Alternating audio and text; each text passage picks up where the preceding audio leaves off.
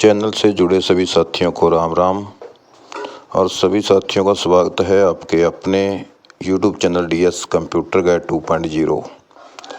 तो साथियों, सभी कर्मचारी साथी भली भांति जानते हैं कि SOP को लेकर जो बड़ी अपडेट कुछ दिन पहले जो चीफ सेक्रेटरी द्वारा बयान जारी करके संगठनों के ऊपर ठीकरा फोड़ा गया था, तो उसी को लेकर BMS द्वारा तुरंत चीफ सेक्रेटरी के साथ मीटिंग करके और अपना पत्र भी जारी किया था। तो मीटिंग में जैसा कि चीफ सेक्रेटरी द्वारा विश्वास दिलाया गया था, 10 दिन का समय मांगा गया था कि 10 दिन के अंदर अंदर SOP जारी कर दी जाएगी। तो इसी के चलते साथियों बड़ी अपडेट जो हमारे पास आई है और कुछ जो भारतीय मजदूर संघ ने चेतावनी जारी की है और अनुबंधित स्वास्थ्य कर्मचारी संघ ने भी अपनी मांगों को लेकर एक बड़ा प्रदर्शन करने के लिए पत्र जारी कर दिया है और अपनी मांगें भी जारी कर दी हैं। तो क्या है बड़ी अपडेट, इस वीडियो में आपको पूरी जानकारी विस्तार से दे पाएंगे साथियों। बड़ी दिनों के बाद जो है वीडियो बनाने का मौका मिला है, तो लगा कि आपसे जानकारी है जो साझा करनी ज़रूरी है। बहुत सारे साथी वीडियो की वेट कर रहे थे, तो साथियों कोई सटीक जानकारी थी नहीं, तो इसलिए वीडियो बनाना उचित नहीं समझा, क्योंकि जब तक हमारे पास कोई सही अपडेट नहीं आती है तब तक हम वीडियो बनाना मुनासिब नहीं समझते। तो अभी जो अपडेट थी उसके बारे में हम आपको अवगत करवाएंगे, तो वीडियो के अंत तक बने रहना है साथियों। वीडियो पूरा देखना तो आपको सारी बात समझ में आ जाएगी।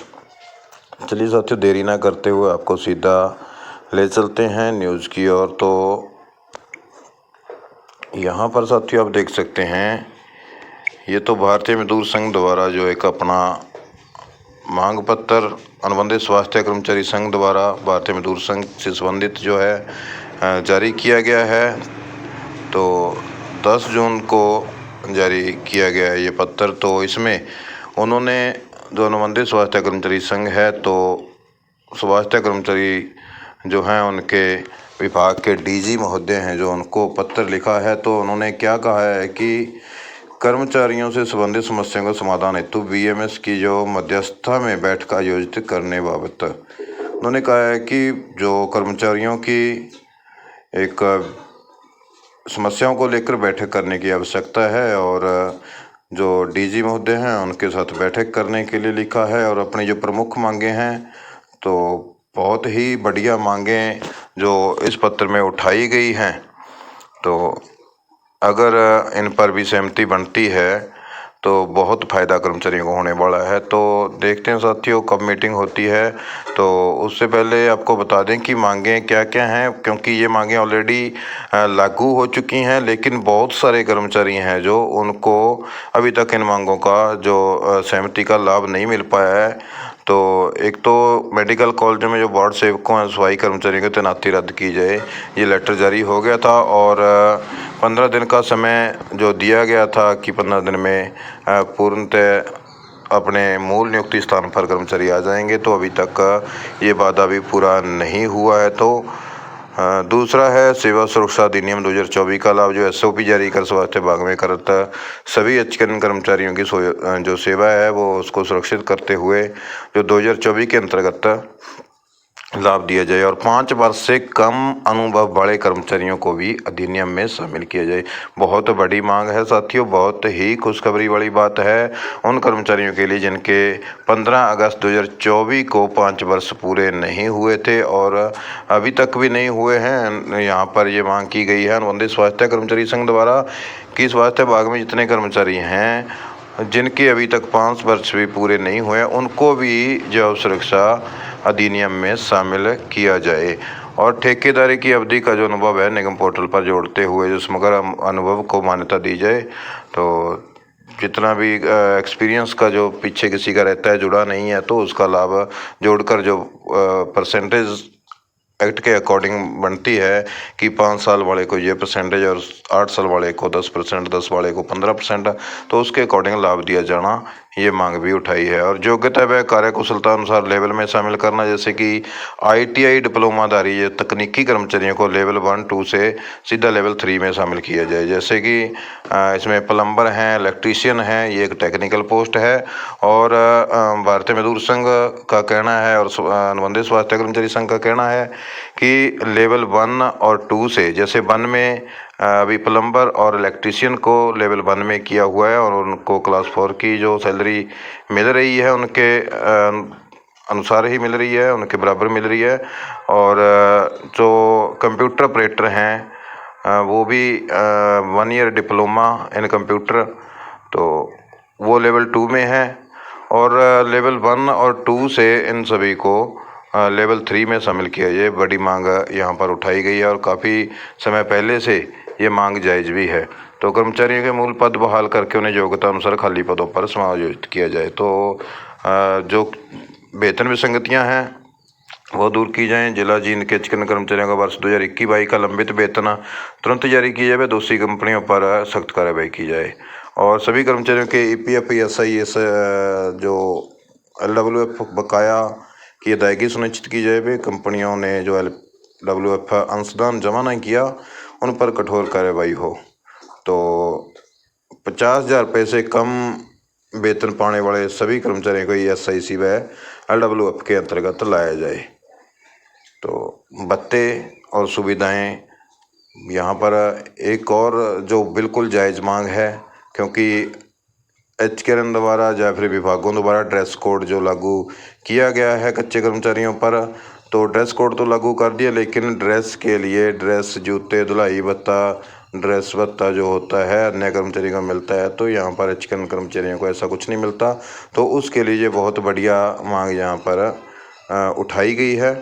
और आयुष्मान चिरायु कार्ड बनवाने हेतु विभाग स्तर पर जो निर्देश जारी करने बारे भी लिखा गया है। और जो चिकित्सा भत्ता है, कैशलेस मेडिकल और स्वास्थ्य बिल प्रतिपूर्ति की सुविधा, वो आपको पता ही है, मेडिकल सहायता जो, और छुट्टियों का लाभ ये भी। और बच्चा गोद लेने पर भी 6 माह की जो चाइल्ड अडॉप्शन लीव दी जाए। और वेतन वृद्धि, तो साथियों 1 जुलाई 2024 को मुख्यमंत्री द्वारा घोषित जो 8% वेतन वृद्धि सभी संवर्गों को दी जाए, जैसे सीवरमैन, सिक्योरिटी गार्ड, इलेक्ट्रीशियन आदि। तो बहुत सारे ऐसे पद हैं, ऐसे कर्मचारी हैं जिनको जो जुलाई 2024 में 8% वेतन वृद्धि की घोषणा हुई थी, तो उसके तहत कुछ कर्मचारियों को 8% वेतन वृद्धि का लाभ मिला था और बहुत सारे कर्मचारियों को वेतन वृद्धि का लाभ नहीं मिला है। तो समान पद एवं समान जिला श्रेणी में अनुभव के अनुसार वेतन समरूपता सुनिश्चित हो। जैसे कि बहुत सारे ज़िले ऐसे हैं यहाँ पर लेवल के अकॉर्डिंग उनको बांटा गया है कि 3-4 ज़िले किसी एक लेवल में, कोई 2 लेवल में, कोई 3 लेवल में, जैसे डिस्ट्रिक्ट फतेहाबाद, सिरसा, और ये 2-3 ज़िले हैं जो लेवल 3 में सबसे निचले पायदान पर जो वेतन मिलता है उस वेतन में शामिल किए गए हैं। तो यहाँ पर ये जो श्रेणियाँ बनाई गई हैं जिलेवार, इनको रद्द करके एक्सपीरियंस के अनुसार जो वेतन समरूप सुनिश्चित हो, ये बढ़िया मांग है यहाँ पर। और समय पर वेतन मिले और सुरक्षा एवं कार्य परिस्थितियाँ, जैसे कि FSO, प्लम्बर, सीवरमैन आदि को जोखिम भत्ता, रिस्क अलाउंस भी प्रदान किए जाए। PSC में कर्मचारियों की संख्या बढ़ाई जाए ताकि 10-12 जो घंटे की मानवीय ड्यूटी खत्म हो। और HKRN पोर्टल पर कर्मचारी अपनी प्रोफाइल एवं सैलरी स्लिप देख सकें, ऐसी सुविधा दी जाए। और स्थानांतरण यानी कि ट्रांसफ़र पॉलिसी भी लागू की जाए। और एक बड़ी मांग साथियों, जहाँ पर NHM में और आशा वर्करों को जो कोविड के दौरान लाभ दिए गए थे, 5-5 हज़ार रुपये उनको प्रोत्साहन राशि दी गई थी। लेकिन सबसे बड़ा जो कार्य जहाँ पर स्वास्थ्य विभाग के कर्मचारियों द्वारा जो HKRN कर्मचारी से थे, जैसे कि सफाई कर्मचारी और वार्ड सेवक जो थे, सबसे बड़ा काम उन्होंने जो मरीजों की देखरेख में किया है, तो उनको भी प्रोत्साहन राशि है जो वो देनी बनती थी। यहाँ पर मांग उठाई गई है कि वो 5-5 हज़ार रुपये जो प्रोत्साहन राशि है वो कर्मचारियों को दी जाए। तो ये है मांग पत्र साथियों।